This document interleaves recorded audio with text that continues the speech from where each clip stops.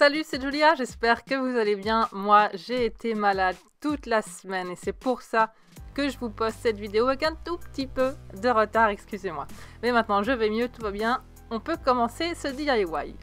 Pour ça, vous allez avoir besoin de boîtes de conserve et de papier autocollant. Il y a différents motifs. Moi, vous avez vu dans l'intro que je vous en présente différents.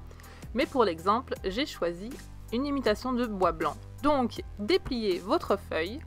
Prenez les mesures de votre boîte de conserve, donc la hauteur et la circonférence. Vous allez les reporter sur cette feuille autocollante et on va la découper. Pour coller le papier, alors on gratte, on enlève un petit coin et j'enlève pas toute la protection.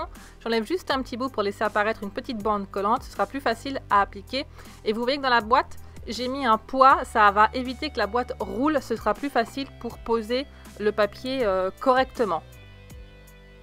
Pour être bien droite et éviter que l'adhésif se colle en fait n'importe comment, souvent sur les boîtes de conserve, il y a une petite ligne qui est dessinée. Donc repérez-la sur la boîte.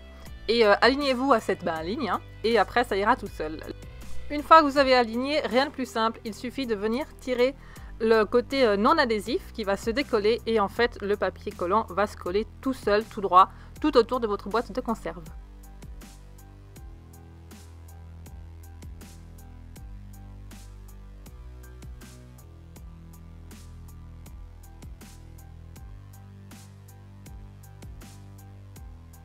Et là vous voyez les trois exemples que j'ai fait avec différents papiers. Dites-moi lequel vous préférez. Moi je crois que j'ai quand même un petit penchant pour le bois blanc, celui qui est tout à droite.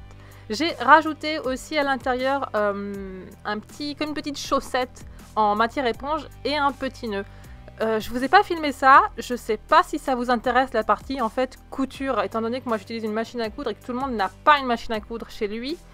Je sais pas. Donc dites-moi si la prochaine fois qu'il y a des travaux un peu d'aiguille, est-ce que vous voulez quand même les voir et avoir certaines explications ou pas.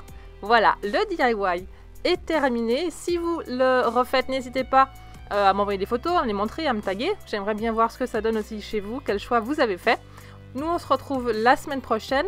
J'ai aussi une petite nouveauté à vous annoncer, il s'agit de mon blog. Vous pouvez y retrouver chaque semaine des articles différents de ce dont je parle sur ma chaîne. Son adresse, je vais vous la dire et vous allez aussi la retrouver en barre d'infos.